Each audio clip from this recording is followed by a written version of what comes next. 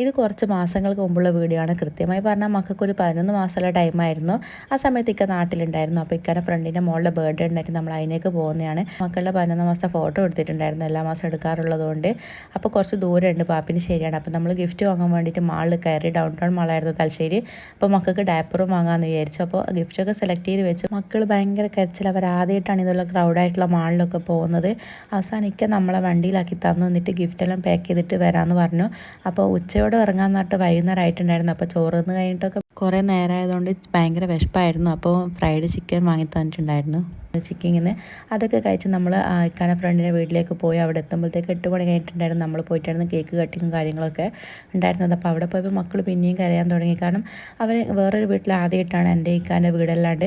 അപ്പോൾ അവിടെ പൂച്ചയുള്ളതോട് പിന്നെ കുറച്ച് സമയം കളിച്ചു. അങ്ങനെ അവിടെ നിന്ന് ചായക്ക് നമുക്ക് കുറച്ച് സ്നാക്സ് എല്ലാം തന്നിട്ടുണ്ടായിരുന്നു. ആ കൂട്ടത്തിലൊരു കേക്ക് ഉണ്ടായിരുന്നു, മുട്ടയുള്ളത് ഓർക്കാണ്ട്. നമ്മൾ കഴിച്ചപ്പം കഷ്ണം മോൻ്റെ വായിലായിപ്പോയി. നമ്മൾ കൊടുത്തതല്ല, നമ്മൾ കൈമന്ന് വീഴില്ലേ. അപ്പോൾ അങ്ങനെ അതെടുത്ത് മോൻ വായിലിട്ടു. അപ്പോൾ ആദ്യമൊന്നും ശ്രദ്ധിച്ചില്ല. അപ്പോൾ ഫുഡ് കഴിക്കാൻ നേരത്ത് മോൻ ഭയങ്കര കരച്ചിൽ, വോമിറ്റിങ്. അപ്പോൾ നമ്മൾ ഫുഡ് കഴിക്കാതെയാണ് അവിടെ നിന്ന് ഇറങ്ങിയത്. നേരെ പോലെ ധനലക്ഷ്മി ഹോസ്പിറ്റലായിരുന്നു. അവിടെ അഡ്മിറ്റായി. ആദ്യമായിട്ടാണ് മോനിക്ക് ഛർദിയും വയറ്റൊക്കെ വന്നിട്ട് അഡ്മിറ്റ് ആവുന്നത്. ഇതിന് മുന്നേ പലതവണ വന്നിട്ടുണ്ടായിരുന്നെങ്കിലും അഡ്മിറ്റ് ആയിട്ടുണ്ടായിരുന്നില്ല. അതുപോലെ ഇക്ക ഇതുവരെ ഉണ്ടായിരുന്നില്ല. എപ്പോഴും എൻ്റെ ഉമ്മ മാത്രമേ ഉണ്ടാവില്ലേ, ഇക്ക നാട്ടിലുണ്ടാവില്ല. അപ്പോൾ ഇക്കാക്ക് ഇത്ര ആദ്യത്തെ അനുഭവമായിരുന്നു. ഇക്ക ശരിക്കും ഡെസ്പായി പോയി. കാരണം മക്കളൊരു കാര്യം വന്നാൽ ഇക്ക ഭയങ്കരമായിട്ട് ഡൗൺ ആവും. ആ സമയത്ത് ഞാനാണ് കുറച്ചും കൂടി ധൈര്യം കാണിക്കൽ. ബാക്കി എല്ലാ കാര്യത്തിലും ധൈര്യം ഉണ്ടെങ്കിലും മക്കളെ കാര്യം വരുമ്പോൾ ഇക്ക ഡൗൺ ആവും. അപ്പോൾ മോർണിംഗ് ഈ ഒരു അവസ്ഥയിൽ കാണാൻ തന്നെ പറ്റുന്നുണ്ടായിരുന്നില്ല. നമ്മൾ ഒറ്റക്കായതുകൊണ്ട് നന്നായിട്ട് ബുദ്ധിമുട്ടി. കാരണം ഇക്ക മെഡിസിൻ വാങ്ങാനും ബില്ല് അത് ഇതെന്നെല്ലാം പറഞ്ഞ് പോകുമ്പോൾ തന്നെ ഒറ്റക്ക് റൂമിലാകുമ്പോൾ ഭയങ്കര ഇടങ്ങാറായിരുന്നു. മോള് ഇക്കാൻ്റെ അടുക്ക പോകുന്നുണ്ട്, എന്നാൽ അധിക സമയമൊന്നും എന്നെ കാണാണ്ട് നിൽക്കില്ല. അപ്പോൾ മോന് ചിരിക്കൊന്നും ചെയ്യാത്തതോടെ മോനെ ചിരിപ്പിക്കാൻ വേണ്ടിയിട്ട് ഇക്ക കളിപ്പിക്കുന്നതാണ്. ഈ ഒരു അവസ്ഥ കാണാൻ കഴിയുന്നില്ല എന്ന് പറഞ്ഞിട്ട്.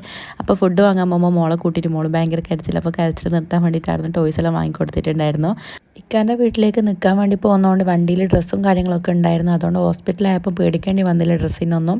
അപ്പോൾ ശരിക്കും ഇവൻ്റെ എനർജി എന്ന് പറയുന്നത് മോളാണ്. കാരണം മോള് കളിക്കുമ്പോൾ മോൻ കുറച്ചെല്ലാം എണീച്ച് കളിക്കാൻ ശ്രമിക്കുന്നുണ്ടായിരുന്നു. രാവിലെ തന്നെ ഡിസ്ചാർജ് എന്ന് പറഞ്ഞിട്ട് പിറ്റേന്ന് 3 മണിക്കായിരുന്നു ഡിസ്ചാർജ് കിട്ടിയത്.